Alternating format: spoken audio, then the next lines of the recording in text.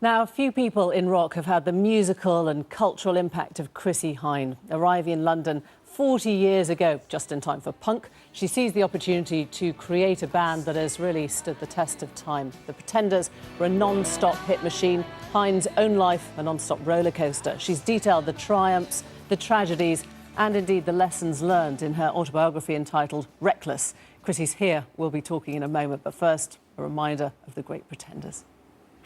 Gonna use my fingers, gonna use my imagination, 'cause I gonna make you see there's nobody else here, no one like me. I'm special, so special. I gotta have some of your attention, give it to me. Chrissie's here now. I was watching to see if your foot was tapping. You say you hate that song. Oh, no, I love seeing the guys, Jimmy and Pete and Martin. When we call you a pretender, you're also a survivor. I mean, a remarkable feat, Chrissie, to have just kept going, the kind of hits that you've come up with. There's been no musical collaboration that you haven't flirted with and enacted. What's been behind all that momentum, do you think? I just love music, and I grew up in a time when there was all the best bands were out. You know, I guess the first album I ever bought was Meet the Beatles, so I was about 14. So, you know, I was just so... I just grew up in a great time for music, and that's what I fell in love with, was bands. So that's just always been my incentive to be a band person. And your autobiography you've called Reckless.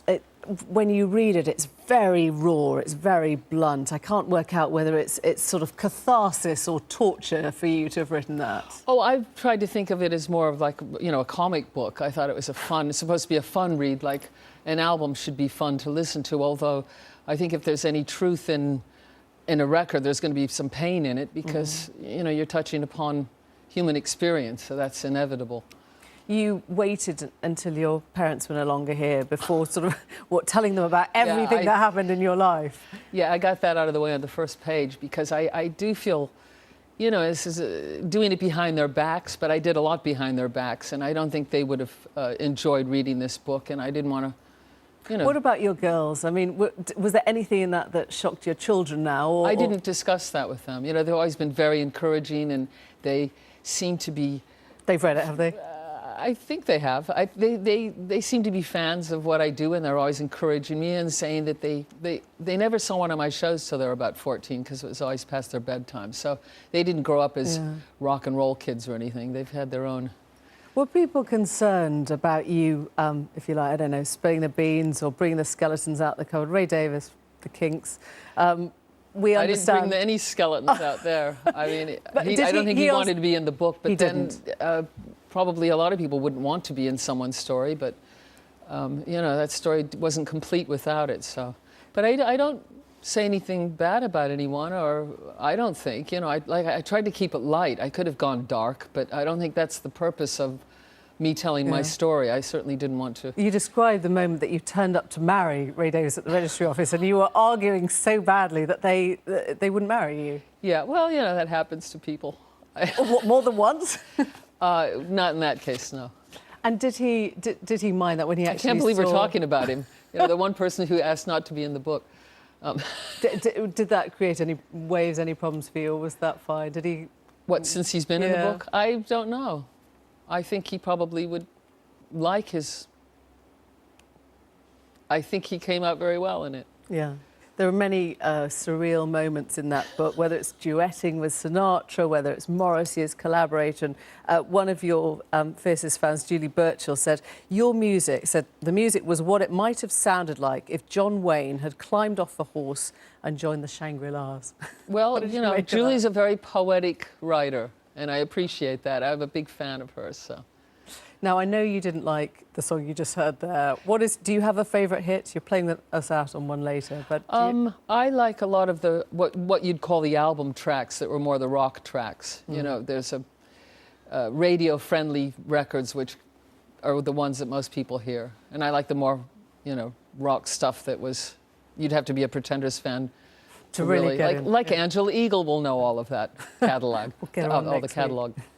Thank you very much indeed. Damon Albarn's part as frontman for the band. Bye-bye.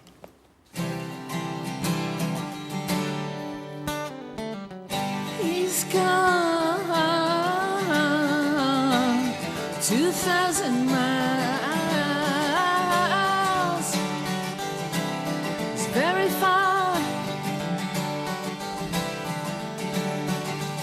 The snow is falling down.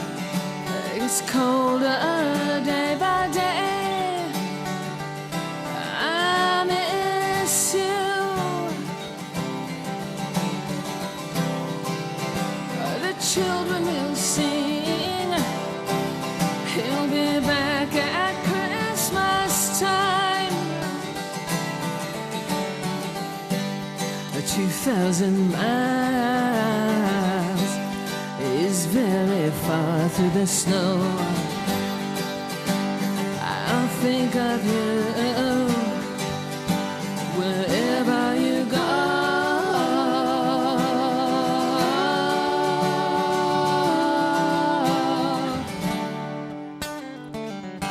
He's gone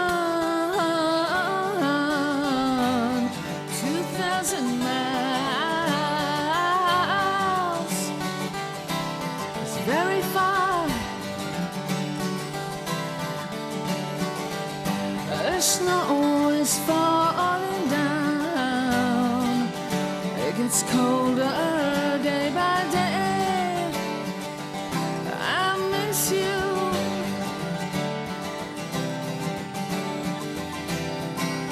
I hear people singing. It must be Christmas time. I can hear people singing. It must be Christmas time.